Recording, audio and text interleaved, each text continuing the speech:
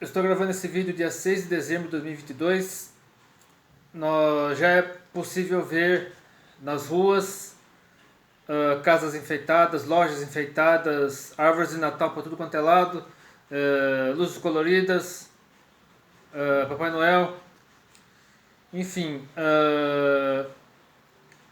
eu gostaria de falar neste vídeo. Eu poderia até falar sobre a árvore de Natal, como surgiu, o que muita gente pensa sobre a árvore de Natal, mas isso acabaria entrando em uma polêmica que geraria um pandemônio.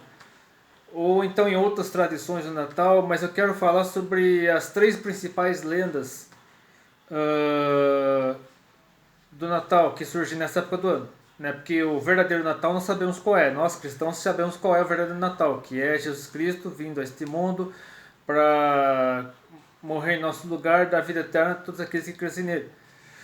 Mas para muita gente o Natal não é isso. Para muita gente o Natal é Papai Noel, árvore de Natal, luzes coloridas e tudo mais.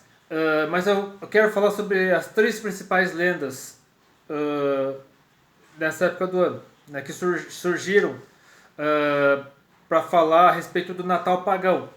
Porque existe uma diferença entre o Natal pagão e o Natal cristão.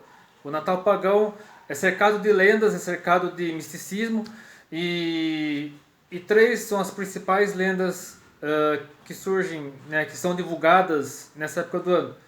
Eu quero falar hoje sobre a lenda dos três espíritos, e no próximo vídeo devocional, daqui a uma semana, eu pretendo falar sobre o Papai Noel, que é a principal lenda do Natal, a mais comercial, a mais lucrativa, a mais divulgada pelo mundo, enfim. E no ano que vem, se Jesus não voltar antes, eu pretendo falar sobre o Grinch. Mas hoje eu quero falar sobre os três espíritos, e estudando a respeito eu descobri, eu não sabia. Desculpe-me pela minha ignorância, eu não sabia disso, eu estou sabendo disso só agora. Pesquisando na Wikipédia, descobri que os três espíritos são baseados numa obra de Charles Dickens. E o nome original é A Christmas Carol, o título original do livro. Mas os nomes em português são, em Portugal, o Natal do Sr. Scrooge, os Sinos do Ano Novo, o Cântico de Natal e o Natal do Avarento. E no Brasil, essa obra de Charles Dickens é conhecida pelos títulos de Conto de Natal e Três Espíritos do Natal. Eu, ao contrário do meu do último vídeo em que eu usei a Wikipédia, que eu falei depressa demais, muita gente não deve ter entendido o que eu falei. Eu falarei bem devagar, bem pausadamente, em voz alta, para você entender bem a respeito do que se trata o livro. A Christmas Carol é um livro de autoria de Charles Dickens, com várias traduções em português, sendo uma delas um conto de Natal. O livro foi escrito em menos de um mês, originalmente para pagar dívidas, mas tornou-se um dos maiores clássicos natalinos de todos os tempos e uma das mais célebres obras de Dickens. O autor escreveu como seu livrinho de Natal e foi primeiramente publicado em 1843, com ilustração de John Leech. A história transformou-se instantaneamente num sucesso, vendendo mais de 6 mil cópias apenas numa semana. E naquela época o povo lia. O povo não ficava em frente à televisão perdendo tempo com porcaria. As pessoas se reuniam na sala. Isso eu já devo ter falado sobre isso num vídeo. Provavelmente, se não foi, não, acho que não, eu não lembro se foi comentário do livro, não, eu não cheguei a fazer resenha sobre o livro Senhora de José de Alencar. José de Alencar não, José de Alencar? Nem lembro. Enfim, o livro Senhora é um dos livros da literatura brasileira que mostram a realidade na época, no século XIX, no tempo vitoriano, se não me engano, em que as pessoas se reuniam na sala para ler, para uma pessoa ler o livro e os outros ficavam escutando.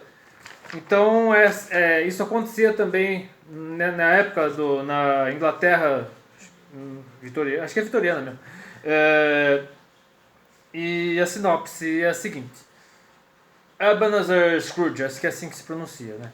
Ebenezer Scrooge é um homem avarento que abomina a época natalícia, que fala natalícia, mas é natalina, você entendeu? Trabalha no escritório em Londres com Bob Cratchit. Nossa. Bob Cratchit, o seu pobre mas feliz empregado, pai de 4 filhos, com um carinho especial pelo frágil pequeno Tim, acho que é Timothy, que tem problema nas pernas.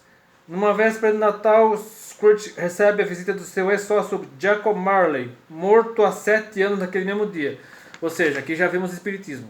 Então, só por aí o livro já não é recomendado. Eu, pelo menos, não recomendaria ler um livro que fala sobre espiritismo. Mas, enfim. Marley diz que o seu espírito não pode descansar em paz. Falei que é espírito. E já que não foi bom nem generoso em vida, mas que Scrooge tem uma chance e que 3 espíritos o visitarão. Eu acredito que tem muito espiritismo nesse livro, não. O primeiro espírito chega, lembrando que isso aqui não são anjos, são espíritos. Então esse livro é claramente espírita. O primeiro espírito chega, um ser com uma luz que emana de sua cabeça e um apagador de velas debaixo do braço à guisa de chapéu, ou seja, como se fosse um chapéu. Este é o espírito dos natais passados, que leva Scrooge de volta no tempo e mostra a sua adolescência e o início de sua vida adulta, quando Scrooge ainda amava o Natal. Lembramos do que aqui estamos falando do Natal pagão. Aqui não fala, ele não amava o nascimento de Jesus, a história do nascimento de Jesus, não. É o Natal pagão, do Natal pagão que eu estou falando. Triste com as lembranças, Scrooge enfia o chapéu na cabeça do espírito, ocultando a luz. Lembrando que a luz desse espírito é como se fosse um capacete com aquele capacete lá de espeleólogo com carbureto. Ocultando a luz, o espírito desaparece, deixando Scrooge de volta ao seu quarto. O segundo espírito do Natal do presente é um gigante risonho com uma coroa de azevinho e uma tocha na mão. Nos filmes e desenhos que eu vi, esse espírito do presente aqui era uma mulher, mas enfim. Ele mostra a Scrooge as celebrações do presente, incluindo a humilde comemoração natalina dos Cratchit, onde vê que, apesar de pobre, a família do seu empregado é muito feliz e unida. A tocha na mão do espírito tem a utilidade de dar um sabor especial à ceia daqueles que fossem contemplados com sua luz. Aqui mais uma vez nós vemos, né, como era o Natal pagão, como ainda é hoje o Natal visto, né, o Natal pagão visto pela sociedade, que é aquele Natal com mesa farta, aquelas comemorações, enfim. No fim da viagem, o espírito revela sob o seu manto 2 crianças de caras terríveis, a ignorância e a miséria, e pede que os homens tenham cuidado com elas. Depois disso, vai-se embora. O terceiro espírito dos natais futuros, aqui, isso aqui lembra até a morte. O perfil desse espírito futuro aqui lembra a morte. Apresenta-se como uma figura alta envolta num traje negro que oculta o seu rosto, deixando apenas uma mão aparente. O espírito não diz nada, mas aponta e mostra a Scrooge a sua morte solitária sem amigos. Falei, só faltava ter uma foice na mão. Após a visita dos 3 espíritos, Scrooge amanhece como um outro homem. Que lindo, que maravilhoso, ele foi iluminado. Passa a amar o espírito de Natal. Aqui, o espírito não passa a amar Jesus. Ele se converteu, ele é uma nova criatura de Cristo Jesus. Não, ele passou a amar o espírito de Natal pagão. E a ser generoso com os que precisam, e ajudar o seu empregado Bob Cratchit, tornando-se um segundo pai para o pequeno Tim. Disse que ninguém celebrava o Natal com mais entusiasmo que ele. Lembrando mais uma vez, o Natal pagão, com mesa farta, com distribuição de presentes, uma época do ano em que muita gente é generosa, dá para os pobres, contribui com entidades beneficentes, enfim, apronta o ano inteiro, sovina o ano inteiro, mas no final do ano distribui e joga dinheiro pela janela. Agora, aqui sobre as adaptações e referências, eu não sabia disso também, perdoe-me pela ignorância, mais uma vez, mas o Tio Patinhas, o símbolo máximo digamos assim, da avareza, né? Porque a avareza é uma forma de idolatria também.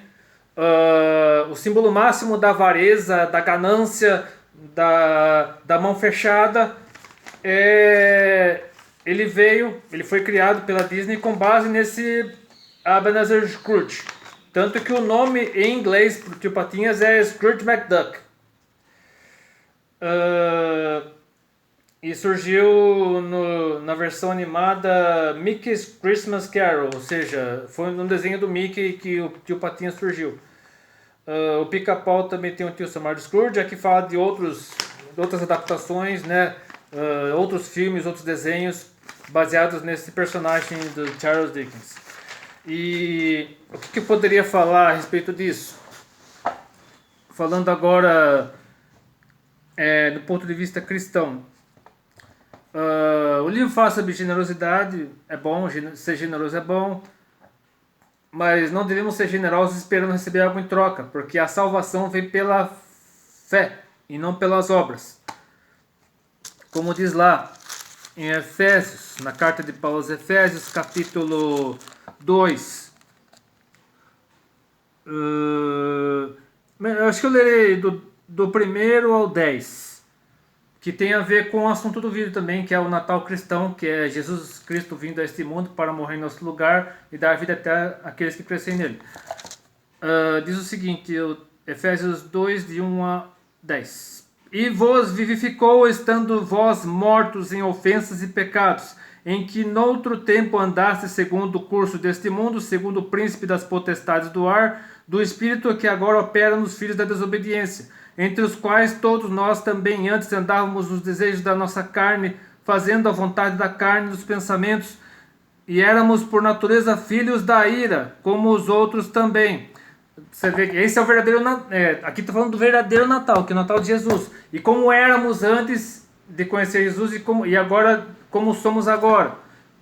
Continuando no versículo 4. Mas Deus, que é riquíssimo em misericórdia, pelo seu muito amor com que nos amou, estando nós ainda mortos em nossas ofensas, nos vivificou juntamente com Cristo. Pela graça sois salvos. E nos ressuscitou juntamente com Ele e nos fez assentar nos lugares celestiais em Cristo Jesus, para mostrar nos séculos vindouros as abundantes riquezas da sua graça, pela sua benignidade para conosco em Cristo Jesus. Porque pela graça sois salvos por meio da fé, e isto não vem de vós, é dom de Deus, não vem das obras, para que ninguém se glorie, porque somos feitura sua, criados em Cristo Jesus para as boas obras, as quais Deus preparou para que andássemos nelas. Ou seja, aqui fala sobre espiritismo, fala sobre salvação pelas obras, mas o verdadeiro Natal é o que está aqui, na Palavra de Deus, na santa e infalível Palavra de Deus. Primeiro, no texto, existem vários textos que eu poderia ler, mas eu quero ler, eu quero deixar aqui apenas Efésios 2, de 1 a 10, e também Filipenses, capítulo 2 também, só que até do 1 ao 11, onde a Palavra de Deus nos diz o seguinte, mais uma carta do meu cheiro apóstolo, onde encontramos o seguinte: portanto, se há algum conforto em Cristo, se há alguma consolação de amor, se há alguma comunhão no Espírito, se há alguns entranháveis afetos e compaixões, completai o meu gozo, para que sintais o mesmo, tendo o mesmo amor, o mesmo ânimo, sentindo uma mesma coisa. Nada façais por conteúdo, por vanglória, mas por humildade. Cada um considere os outros superiores a si mesmo. Não atente cada um para o que é propriamente seu, mas cada qual também para o que é dos outros.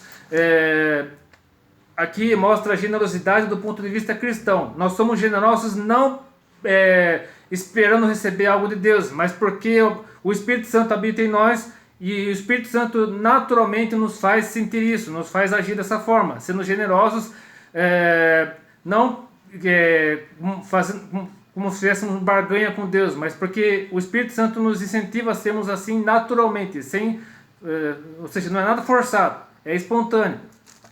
E continuando aqui no versículo 5, de sorte que haja em vós o mesmo sentimento que houve também em Cristo Jesus, que sendo em forma de Deus, não teve por usurpação ser igual a Deus, mas aniquilou-se a si mesmo, tomando a forma de servo, fazendo-se semelhante aos homens, e achado na forma de homem, humilhou-se a si mesmo, sendo obediente até a morte e morte de cruz. pelo que também Deus o exaltou soberanamente e lhe deu um nome que é sobre todo nome, para que ao nome de Jesus se dobre todo o joelho dos que estão nos céus e na terra e debaixo da terra, e toda língua confesse que Jesus Cristo é o Senhor, para a glória de Deus Pai. Duas coisas que eu quero enfatizar aqui. Não é porque nós estamos no Natal que não devemos falar de cruz. Ah, mas esse assunto de Páscoa. Não. Jesus veio a este mundo para morrer em nosso lugar. O principal motivo pelo qual Jesus veio a este mundo foi esse: morrer em nosso lugar. Porque ele, por nunca ter pecado, ele veio para se oferecer como sacrifício. Lá a carta aos Hebreus fala isso, praticamente toda a carta aos Hebreus fala sobre isso. Se você quiser ir lá na carta aos Hebreus, vai lá, que explica tudo isso detalhadamente. Por que Jesus veio a este mundo? Porque o ser humano pecou e para poder remir os pecados, para poder aplacar a ira de Deus, precisava oferecer sacrifícios de animais, derramamento de sangue, e somente com o derramamento de sangue do Filho de Deus, do Filho unigênito de Deus, como está lá em João 3,16, Jesus veio a esse mundo para morrer em nosso lugar e dar vida eterna aos que crescem nele. E também aqui fala que nos versículos 10 e 11 de Filipenses 2, não é uma espécie de salvação universal, todo mundo será salvo, não. Até aqueles que forem perdidos, aqueles que forem julgados, condenados ao lago de fogo e enxofre, reconhecerão Jesus Cristo como Senhor soberano sobre a terra, sobre o universo. Mesmo perdidos, mesmo já condenados ao lago de fogo e enxofre, ao inferno, eles reconhecerão Jesus Cristo como Senhor, Rei dos Reis, Senhor dos Senhores. Então, este vídeo, essa mensagem que eu gostaria de deixar, uma das mensagens de Natal deste ano, a outra é sobre o tal do Papai Noel, que eu publicarei na semana que vem. Então, se você gostou desse vídeo e deseja que essa mensagem chegue ao maior número possível de pessoas, curta esse vídeo, compartilhe, acione o favorito, inscreva-se no canal, Deus abençoe, até depois, se quiser.